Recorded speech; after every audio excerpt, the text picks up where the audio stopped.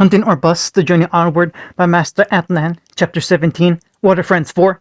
Those hooligans, ruffians, rapscallions, liars, cheats, immoral cretins, those jerks! Weiss yelled at the top of her lungs before she started panting and tried to get some air back into her system. Everyone was staring at her in surprise after her short but substantial outburst. Yang raised a hand. Okay, Weiss, calm down. No, I won't calm down.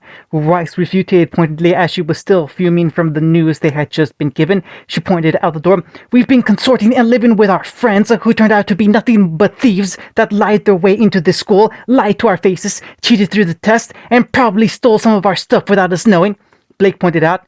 They didn't say anything about cheating on tests or stealing our stuff. John felt something click in his mind. You know what? I was wondering how Naruto took the pencil out of my pocket without me knowing. See, even when they were at school, their dastardly ways seeped through. Weiss scrunched her face up with a mix of a frown and a scowl at the memories of those two boys as they passed themselves off as comrades and friends. She furrowed her eyes. To think we've been living around those two for nearly a month. I always thought there was something weird about them, but lo and behold, they were criminals, and they are part of the reason my family's company has been terrorized so often lately. Blake spoke. To be fair, that's been happening for a very long time, and has still been happening even when they came here. Don't you start that up again? Okay, all right. Let's all just calm down and take a moment to breathe. Pyrrha suggested as she sat up out of Weiss's bed and tried to calm the Harris down before thinking things out of control. A weird look came across her face before she looked over to see Kiba with his arms crossed and looking at the ground, while Tenten looked down sadly. The warrior asked, "Are you sure about this?" That is exactly what they said. Tenten gave a sad nod. They said it directly to our faces. They were thieves. The stuff they stole, the works. Kiba sighed and ran his hand over his face. It didn't leave a lot of room for interpretation. Everyone seemed unusually saddened by this news as they gathered in Team Ruby's dorm to hear the story and the remainder of Team Noctic's view. When they heard Naruto and Sasuke just left, they had to know the reason why, even if it was starting to get really late into the night, but they did not expect this to be the reason. Nora was especially different from her usual chipper self and asked, "So where did they go?" "We don't know," Tenten answered with a shake of her head. They argued, we yelled, a sad expression filled her eyes again. We got angry and told them to go, and they left. Our best guess is that they're somewhere in the city right now. Ren took a few steps forward from his place against the wall. They're probably still trying to go after the man they said they worked for, Velton Wilkes. That man! Weiss fumed again as the second reason for her ire tonight started coming into the conversation. Her shoulders started shaking with her barely contained rage. My father spoke highly of that man, always said he knew good business, was loyal in a world where that concept was always foreign and could never be expected. But hey, looks like that was a lie too. All the hunters in training were surprised to learn that Velton Wilkes, a rather notable entrepreneur and business manager, was also the head of an underground criminal network selling all kinds of contraband on the black market. The two of their close friends were particularly responsible for giving him his illegal merchandise. It was a lot of information to take in after only 10 minutes. John's thoughts couldn't even begin to comprehend how severe and hurtful this even might seem to the rest of his friends, but his thoughts immediately went to one subject. So what do we do when we see them again? They all turned and looked at the tall blonde with varying looks of surprise. At his question, he felt his stomach twist at all the attention and whispered up, "What?" Pyrrha asked the partner. "John, do you think they will actually come back?" "Well, yeah, I think so." He saw that none of them changed their facial expressions and felt like he answered wrong again. "Why? Is that weird?" "They aren't coming back," Kiba stated simply to the blonde to get the point across. He crossed his arms and frowned. "We screamed at each other and they spilled their dirty secrets to us. Plus, I punched Naruto in the face and told them to get lost." He looked off to the side and finished with a deflated tone. "I'm pretty sure we said everything we need to get across before they left." "I really don't think so." They looked at John as the clumsy boy scratched the back of his head. I mean, I'm not sure what they'd do, and I can't say I know what's going through their heads right now, but you guys were only yelling at each other for a few minutes. If you want to say something there was about something important like this, I think it'd take a lot longer than that. So I thought they would come back because there was a lot more they wanted to say to you. John then shrugged his shoulders. At least that's what I think. Some of the teens looked between each other at the idea. What? Ruby finally spoke up after being silent for so long and looked towards the two remaining members of the broken up team. She asked instantly, "What did you think when they told you all this stuff?" Tinin raised an eyebrow and asked the young girl in return, "What do you mean?" Well, I haven't seen a lot of guys like that up close. You know, the thieves and big criminals and stuff. But the ones I have seen always seem so sure about what they're doing. Like that Torch Week guy I met before I got to come to Beacon. Ruby thought back to the fateful night and the encounter that had led her into the school. I thought he seemed so full of himself, and he was happy with what he was doing and didn't care at all about who he might hurt. Like he didn't care what happened around him or to who, as long as he got what he wanted. She looked back up at the bun-haired girl. Did they seem like that when they said all that stuff to you?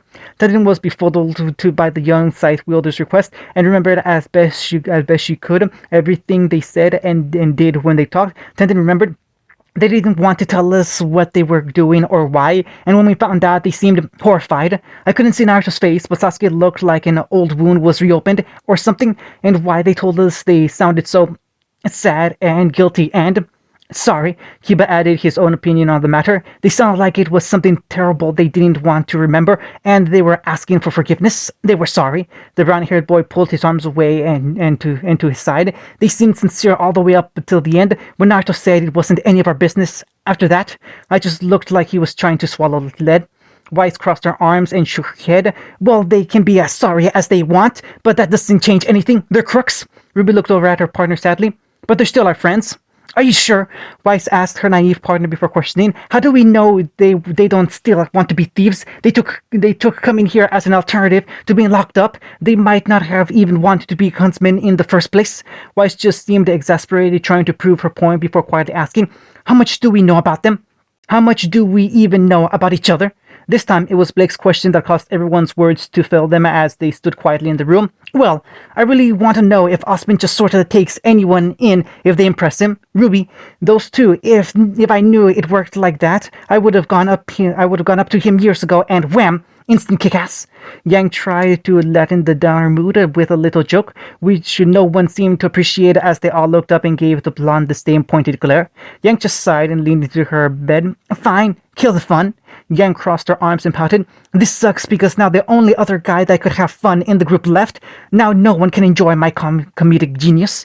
Ren had to speak up. To be fair, no one enjoyed your comedic genius in the first place. You know, that too. Weiss pointed up at Yang and stated to everyone's present, that's something we need to take care of right now. Blake inquired, what? Yang's complete inability to make a funny joke? You know, no, not that. Professor Osmond's ability of just picking someone up by probably just impressing him, Weiss stated before putting a hand on her hip. Plus, we all know trying to fix Yang is just a fever dream. Okay, Yang sat on the edge of her bed with a peeved look and shook her head. Weren't we talking about our runaway friends and their dealings with an underground crime boss? When did this become potshots at Yang Day? Weiss ignored Yang's concern and continued. Osmond completely threw aside our safety in the interest of bringing those two into the school. For what? A hunch? A social experiment? Rehabilitation? Whatever it is, it needs to be addressed. Ruby's shoulders slumped down even more and she looked down sadly at Weiss's topic. She started rolling her shoe into the ground and pensively looked at the side. And no, I don't mean you. Ruby looked up in surprise. Huh? I'm not questioning why he asked you to come here. I know that's what you were thinking. I could see it all over your face. Weiss quickly shot down all insecurities building in Ruby's head as the hairs placed both hands on her hips. Even if you still act like a dunce all the time, I've seen why he would bring you here. That much I think I figured out. But these two, I need to ask him myself. Weiss started marching towards the door. The others looked at her in surprise as Ruby held a hand out. Wait, Weiss, you aren't! And Weiss just left the room and walked down the hallway towards the main building in a hurry. Going to ask Professor Osmond yourself. And she totally is going to do that. Well, she is actually going to chew out the headmaster. Everyone looked between each other as their brains kicked in and they tried to determine what would happen when a stubborn and unwavering girl with the prestige like Weiss confronted and started accusing a powerful, influential man like Osmond. It was only about 1 second later that they all jumped to their feet and chased after the ivory-haired girl. Hunting.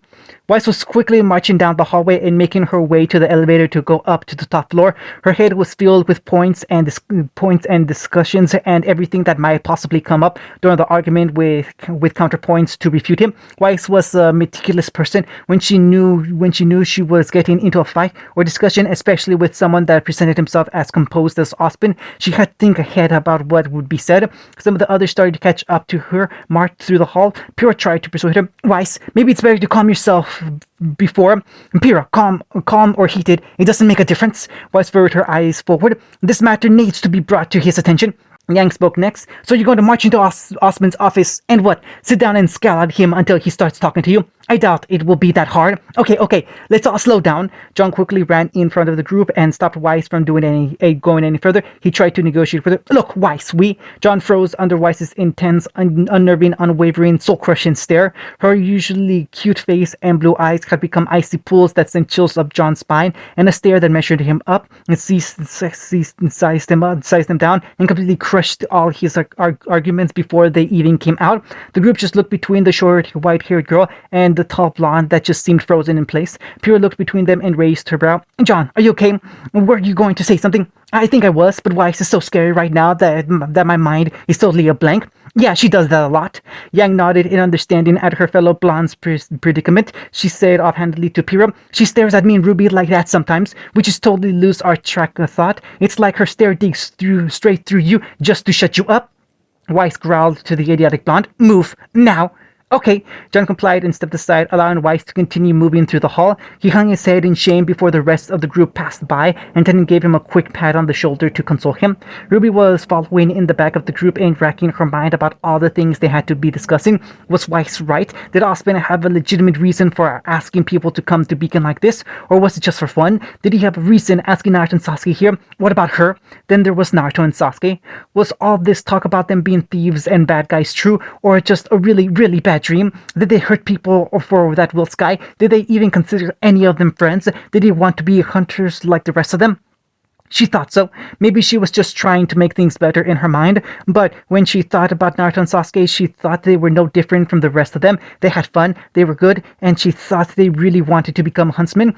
She couldn't help think of them as anything else but her friends. As Ruby was falling behind, she heard a door open and close to her right along another hallway and looked up to see their target. The silver-haired headmaster was walking out of a classroom with a handful of papers he placed under his armpit as he took out his larger scroll. Ruby's mouth fell open and she started pointing silently in the direction of their target as she heard someone come back to catch her. Ruby, what's wrong?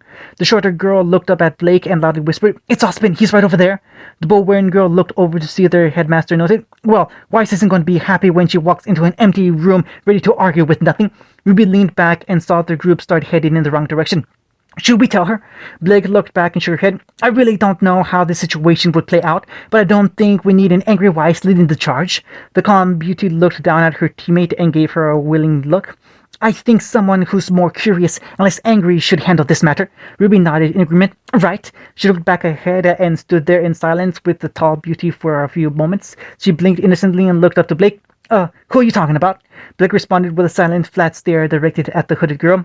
She got a clue. Oh, you mean me? Yeah, okay. Ruby took a deep breath, smothered the massive swelling of nervousness in her belly, and started walking over to Osman. Blake stood within earshot and hid behind the corner as Ruby finally reached the older gentleman. Professor Osman. The headmaster looked up from his scroll and saw the red girl step up to him. He closed his scroll and addressed him. Oh, hello, Ruby. I haven't seen you since the team placement ceremony. How have you been? Oh, I've been getting by. I hope you've been able to keep up with all your assignments and schoolwork. Ruby seemed sheepish at the topic and scratched her chin. Yeah. Well, I've been doing my best. Weiss has been keeping me get on top of things, and Blake and Yang and Pyrrha and Tenten, but we got a lot. She seemed to look up at him. I don't suppose she might be able to have a hand in that, or sorry, all assignments and workloads are handed by the professors. I can't change that, Ruby. The hooded girl seemed to deflate. Yeah, couldn't blame me for trying. Osman secured everything in his grasp. Well, if you'll excuse me, I have some work I need to finish, and I'd like to get a head start on it. Yeah, okay. Ruby waved the man off before realizing, oh wait, Professor, actually. Osman stopped and looked back at the girl. What is it? Well, there's something I want to ask you, something really important. Ruby was hesitating and seemed very bashful about how to address the topic on her mind. She tried to think about ways to lead up to it, but she knew she needed to get an answer quickly. She took a deep breath. Naruto and Sasuke, why did you bring them here even though they were You know, Osmond seemed to understand what the girl was referring to, not that it was a particularly difficult task to guess what she was referring to if she was bringing those two boys into question. The older man turned to face the girl and repositioned himself for a discussion that would go much farther than light greetings. So, you found out about their past dealings before coming to Beacon? Ruby gave a small nod. Yeah. Did you tell them? Ruby shook her head. No, I'm pretty sure I know how they feel. And does anyone else know?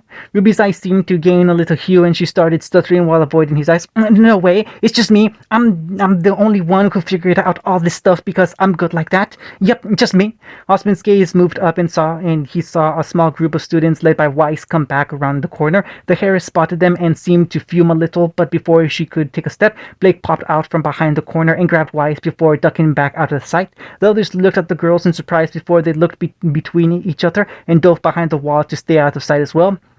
Osmond gave a small hum. Indeed. So, if they were thieves, why did you want them to be huntsmen? Ruby asked once again with an unsure tilt of her head. Why did you bring them here? Were you trying to convince them to do something? Or rehab them? Osmond was confused by her words. Do you mean rehabilitation? Ruby realized her flow of words. Oops, yeah, that thing. Osmond was silent in thought for a moment before asking the hood girl, Ruby, do you think it's in our design to make mistakes? She was confused. What? We always seem to make mistakes, and even when we try to learn from some of them, we continue to make them throughout our lives. He looked down at the young girl. Can you think about any mistakes you've made recently that filled your heart? Oh yeah, I make a lot of mistakes. Ruby looked up in thought and started counting off her fingers. There's a time I accidentally knocked over this really explosive bottle of Weiss's perfume and it all went down the drain, so I replaced it with water and soap and never told her. And I borrowed one of Blake's books without asking and accidentally tore some of the pages, so I had to hide it and tell her it just went missing. And before I came to Beacon, I wanted to see how far I could catapult rocks with a spring object, and I couldn't find one, so I used Yang's bra, but it got ripped and I blamed it on our dog. Oh, and I wanted to try some of Naruto's dessert while he wasn't looking, and I got greedy and ate the whole thing, so I blamed it on Kiba. Ruby looked down at all the things she was counting off her hand and realized she was incriminating herself. She hid her hand behind her back and gave a nervous smile at her master. I mean, yeah, I make a lot of mistakes too. Ruby didn't notice the large amount of angry grumblings and threatening looks she was getting around the corner from the people she screwed over. Yes, we do, Osmond noted before he looked off to the side. I believe I have made more mistakes in my lifetime than any other person I have met before. Ruby was surprised by that claim, and Osmond gave a reservated motion of his head. Granted, I make that claim only because I believe it to be true. I may be wrong, but I have not met someone else who could carry that burden. He looked back at Ruby. Now, if you could go back and change some of those mistakes, would you? Oh yeah, I probably would. I don't really know how. Because you can't change the mistakes you've made. Osmond finished her thought, causing Ruby to look up at him with intrigue at what he was talking about. None of us can change the past. All we can do is live with what we've chosen and try to move on from it. Osmond recalled the night he made the decision. I walked into the rooms after they had been apprehended, and I could see two boys burdened with so many mistakes and trying to carry on despite them, and that they had completely lost sight of what they could have become, what they could have done. Ruby asked, Is that why you brought them here? That's why I offered them the chance. Why I met you. I saw an aspiring young huntress waiting for her time to come despite being as prepared to face the challenges as any other student this year. When I met them, I saw two young boys with exceptional talent being forced to waste it for the wrong reasons. They wouldn't give the name of the person they worked for, not out of loyalty, but out of a reason that anything the police did to them would be nothing in comparison. Two boys with so much to offer, with the only choice of dying in the streets or wasting away in jail. So I gave them a third option: take a risk and come to the school. And despite their initial complaints and suspicions, I saw something in their eyes at the possibility represented to them, a second chance to do something better, and they took it. Osmond pushed his glasses up his nose.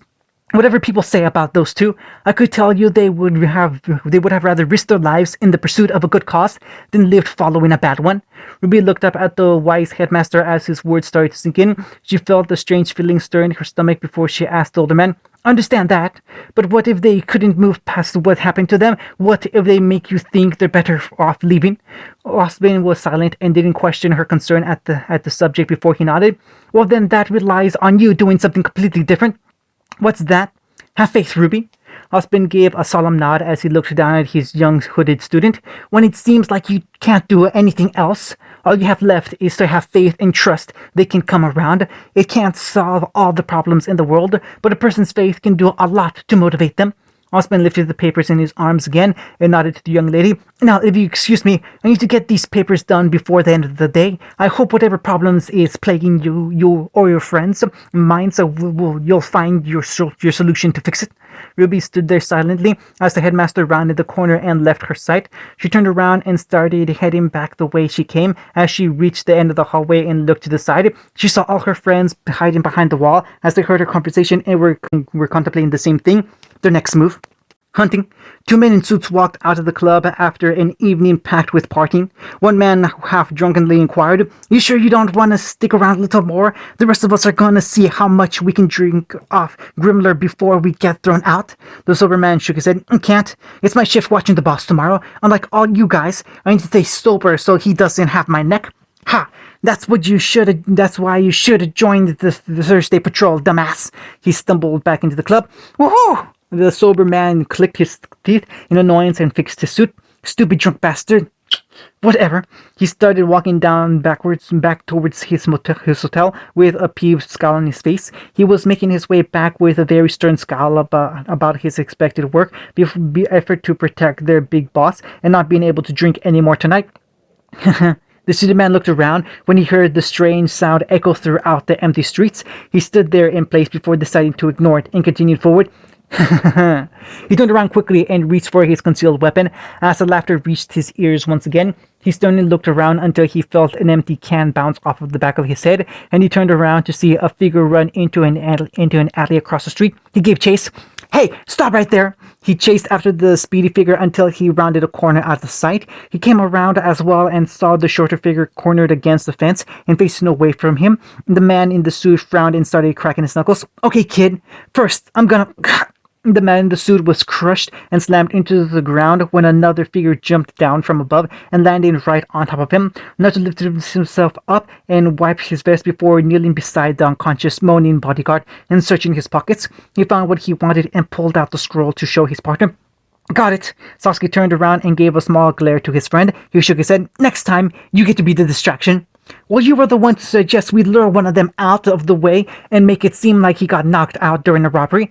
Just seemed right to let you play the bait." Naruto pulled the scroll open and started searching through its contents.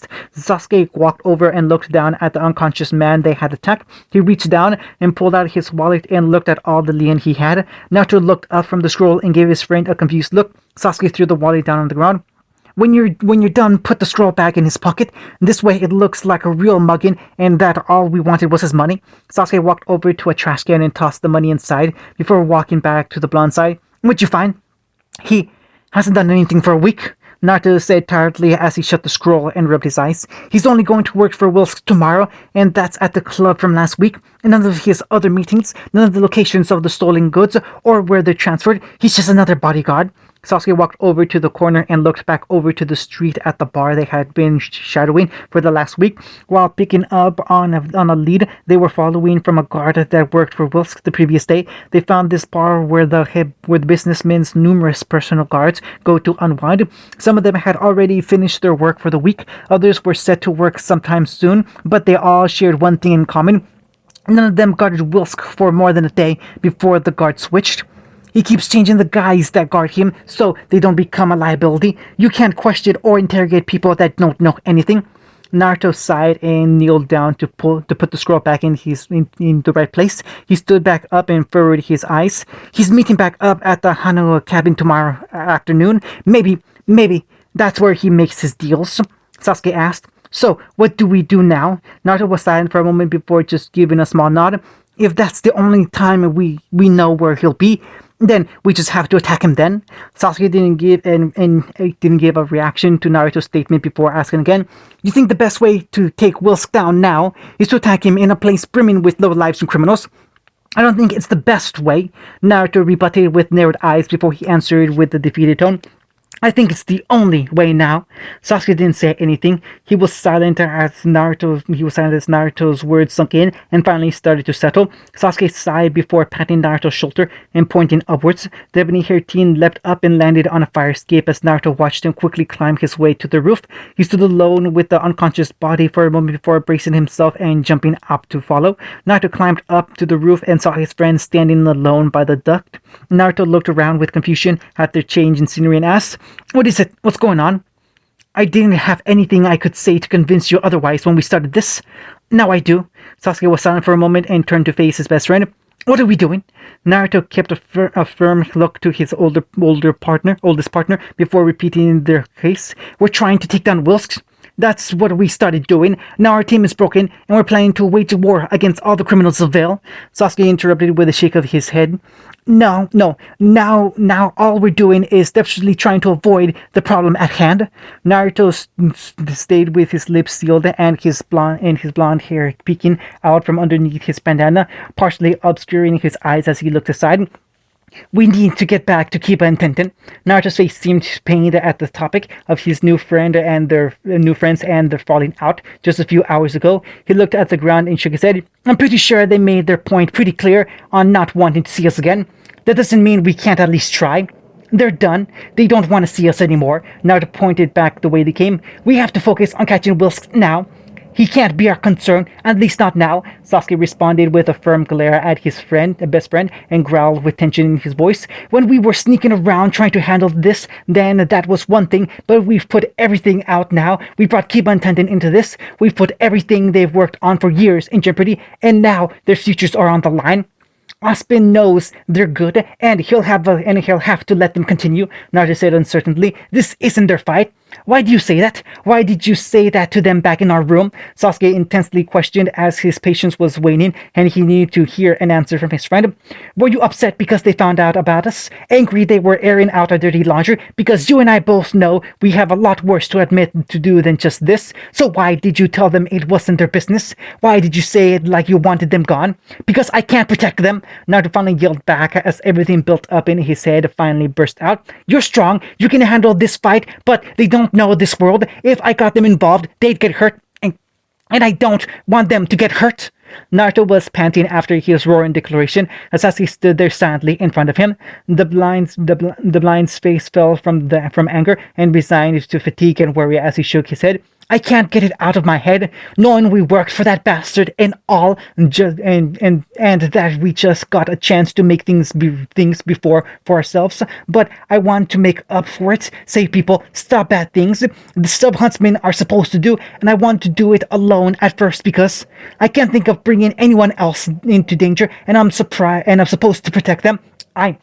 I can't protect anything. That's why I said that to them. I'm sorry, but I'd rather them hate me and you than risk their lives out here." So he shook his head in disappointment. "I can't go back home and see them again." "You called it home?" Naruto looked up. "What? Home, beacon, our room. The others, you called it home?" Sasuke noted. "All the years you and I worked and lived together, you just called them the base or the hideout or the apartment, but you call that place your home? Look like it's somewhere we actually want to return to."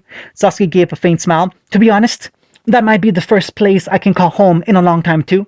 They hadn't had a family in a long time. For their own reasons, they were alone and were only friends with each other. They never stayed in the same place. They were employed under a mobster and forced to work under him. And even if they got reimbursed by their stealing, it was still just keeping them in the same place. They had no close contacts. They had no place they could call friends. They were alone. But now, they had friends. They had a place they could stay in one place and live a new life. They got to laugh. They got to get annoyed, mad, happy, all the things they never believed they would get to experience in their lives. All of it was back home. Sasuke walked up to his friend's side and patted his shoulders. "I know it might be hard, and they might still be mad at us, but we have to at least try to talk to them. They're our friends." He lowered his hand. "I want to stop him too, but now might not be the time to do it. Maybe. We just need to wait. You want to go home?" Naruto lifted his head and sighed before giving a reserved nod, failing to convince himself that he would want to be anywhere else than Beacon. Sasuke nodded in return. "Then let's go home." "Hunting?" Naruto and Sasuke silently walked through the halls as they returned to the dorm close to midnight. They didn't want to raise any alarms or wake their friends up as they walked up the door. Sasuke moved to knock, but Naruto held his hand up. Wait, I'll do it. Naruto walked up to the door and hesitated for a moment before taking a deep breath in and exhaled. He knocked his knuckles against the wood. Kiba Tenten, it's us. Can we talk? They waited for several moments before there was no response. Naruto nervously tried to convince them some more. I know you guys don't want to see us, probably don't want to talk to us either, but He sighed. I'm sorry. I should have lied and said those things to you guys, but you have to understand there was a reason. We just need to talk to you. They still don't answer. Naruto frowned, a little more than miffed that they didn't answer him after he was bearing his heart after a lot of soul searching. Well, they had a reason for ignoring him, and he completely understood that they were pissed. But still, this was just rude. Maybe they went to bed. Naruto looked back and gave Sasuke a stone glare, which the swordsman replied to with a shrug of his shoulders. He looked down at the handle and clicked his tongue before unlocking it with the swipe of his scroll. Time to dive right in. The door clicked and swung open to reveal the curtains closed and the lamps and lights all shut off. The two boys walked in the room and was completely pitch black. Nothing in sight except... Naruto raised an eyebrow and asked, "What do you guys... Get him!" Instantly, several people jumped the two teens and covered their heads with pillowcases. Naruto panicked and flailed his arms. Hey! Sasuke tried to push back. What are you? Get the legs! Let's move! Go, go, go!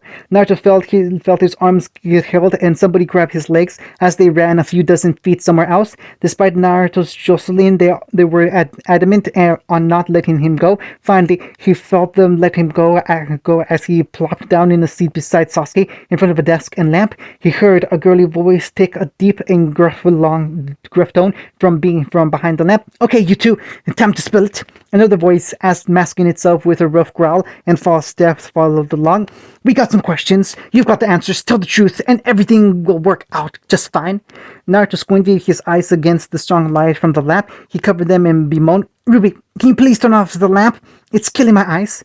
Ruby got her regular voice back and mumbled, Oh, sorry, you dunce, don't turn off the light. Another voice somewhere else in the room reprimanded the girls, faltering. You're integrating them, right? You can't cave into their demands. Oh, right, sorry, Weiss. And don't say my name. Blake spoke up in the dark. I'm pretty sure they've already figured out it's us, so can we stop with this weird cop bit now? John grumbled. Does that mean we can turn the lights back on? I stubbed my toe walking in the dark, and it's really... No, lights off! Nora, the other interrogator, sternly demanded, with some eager mirth in her voice. We need to instill fear into their minds. Tell us the truth, or we'll start dislocating things. Nora, Pyrrha gasped out in shock. I think you're going just a little bit too far with the intimidation technique. Kiba whispered. She doesn't mean that, right? Rin gave a small shake. I recommend we don't test it. Nora slammed her hands down on the desk. Velton Wilkes, is he really the bad guy you said he was? Naruto's eyes widened and he looked around the room where he knew his teammates and his other friends were standing. He wasn't shocked that they would find out what happened between their team and their problems with the Crown Lord, but he was surprised they found out so quickly. But what were they doing? Were they playing a jury? Were they going to come to a decision once they finished talking? Or maybe they wanted to be here and hope that the two boys told them the truth? He spared a look towards Sasuke, who seemed willing and ready for anything. Naruto looked forward at the light and the interrogator standing behind it, knowing that he needed to tell the truth. If he wanted to convince them to believe him, he steeled his resolve. Yes, Velton Wilkes is the Crown Lord and thug we talk about. Extortion, theft, larceny, and some counts of first-degree murder. The room went silent at that. Tadina had to ask, did you guys ever have to do that for him?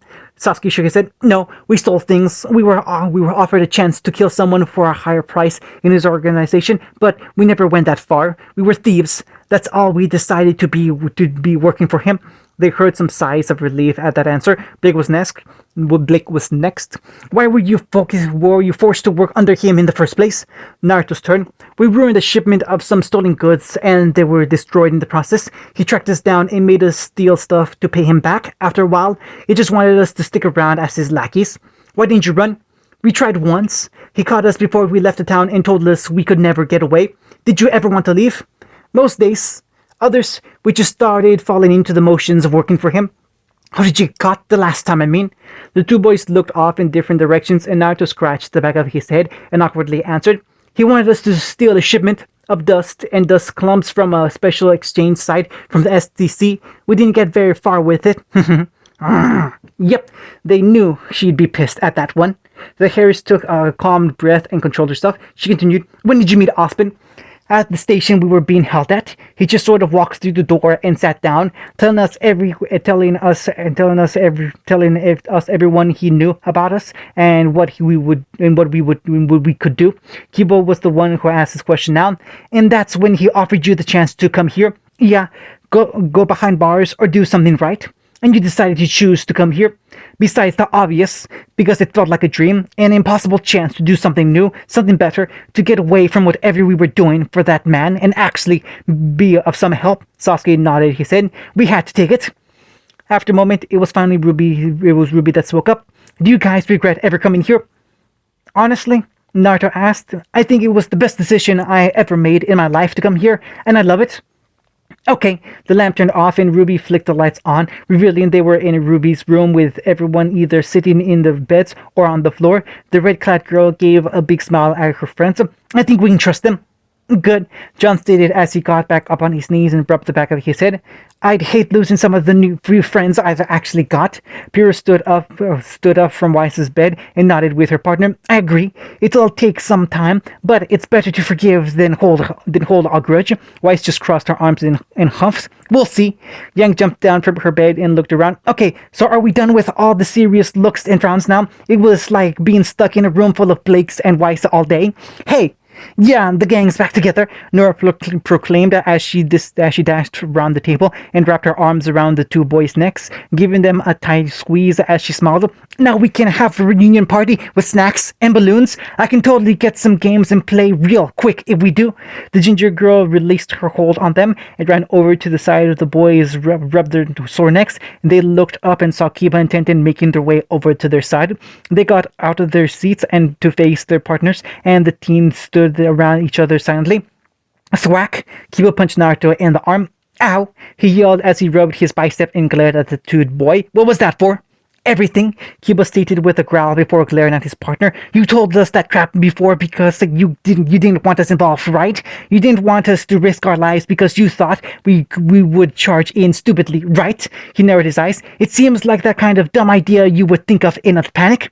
Naruto blinked and was frozen for a moment before looking off to the side. "Maybe. Knew it. And I got swept into it too in the moment. Damn," he crossed his arms. "I'm just gonna tell you straight up.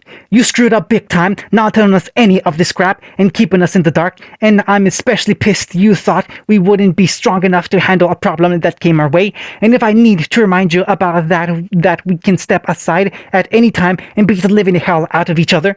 Kiba placed the side of his fist against his chest and proclaimed, "No matter what happens, we're a team now. We're stuck together and we need to trust each other. You have to prove we can still have faith in you as our leader, and you need to trust that we can handle whatever comes our way." Kiba held his fist out to his partner and smirked. "You got a lot to make up for now. Got it, partner?" Naruto stared at Kiba before giving a small smirk of his own and pounding the fist in return. "Yeah, I got it." They lowered their fist and Naruto pointed out, "This means you're not gonna be looking through my stuff anymore, right?" "I didn't want to look in your scroll in the first place. It was Nora's idea that got me to do it," Kiba responded with a grimace. "I was worried I accidentally find all your weird porn sites and images if I did look." Naruto growled, "I don't have that stuff. Stop lying." As their teammates got back into the routine, Sasuke looked at Tenten and smiled. "Thanks for not giving up on us. You're our partners and our friends. We weren't going to turn our backs on you just like that." Tenten smiled. "We'd never get through the 4 years if we broke up this easily, but just consider this as the probationary period for now. We'll want to talk and figure this out more after we finished up." Sasuke asked. "Finished what?"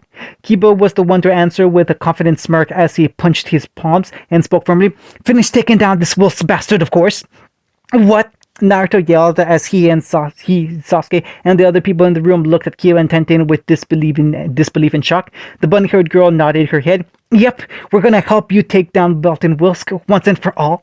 Naruto's mouth just kept opening and closing as he failed to form words. Kiba cracked his knuckles. "He might have been your problem before coming to Beacon, but now you're a part of a team. If he's tortured you guys, he's messing with all of us. And now, instead of hiding this from us, we'll help you take this prick down a few notches." He stuttered. You... Hold on. They all looked over at the wide-clad Harris as she spoke up and pushed herself into the conversation. She took a few steps closer to Team Noctic's huddle and looked up at them. I'm helping too. No, Naruto answered with a shake of his head as he looked between his teammates and the privileged girl. There one thing, but you can't be a part of this. This is definitely not your fight. Actually, it is. Weiss responded firmly before glaring between the whiskered blonde and the ribbon-haired teen. Or have you forgotten just whose goods you've been stealing for this man for 2 years now? Naruto tried to argue, but was drawing a blank under Weiss's stern scowl. She placed a hand on her hip. I'm not interested in your personal quest for redemption or revenge or whatever. In fact, I'm still hesitant about whether we should be letting you stay here or reporting you, she said with a small frown aimed at the two former thieves before she shook her head. But I know that it's much more important that we stop this man from being able to continue his crimes without punishment. If he's avoided capture and arrest this long, he must have some way of protecting himself from the law, and I'm certain my father wouldn't listen to me if I warned him one of his business partners was a criminal stealing from him without any proof. So, if you want to bring him down and make sure he stays there, you'll need proof of what he's stolen and where it's gone. She crossed her arms proudly. If that man thinks he can steal from the Schnee family without consequences, then he has another thing coming. They all stared at Weiss with surprise etched over their faces as the usually stubborn girls offered to help, even if it was for personal reasons. Finally, Weiss suggests something fun to do, Weiss proclaimed while throwing her arms up in a cheer. Miracles do happen. I'm not totally sure how offering to take down a crime lord and his organization is a miracle in any way, Blake stated before she settled back with her arms crossed and a reserved smile on her usually stoic face. But if we've got the chance to take down a man like this, then it might be entertaining. Noctix was silent as Ruby walked up to Naruto and smiled.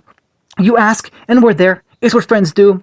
They looked over at John as John raised his hand and nervously shrugged. I don't really know this guy, and he hasn't stolen anything from me, but if he's hurting people, then I think he should be stopped too.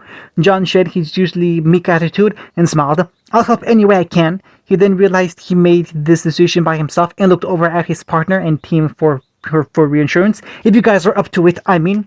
Pierre patted his back proudly and gave an affirmating nod. I think that's a splendid idea. Ren agreed. We are hunters, so we do what we can to help whoever may need it. Nora was bouncing on her feet with excitement. This is gonna be awesome!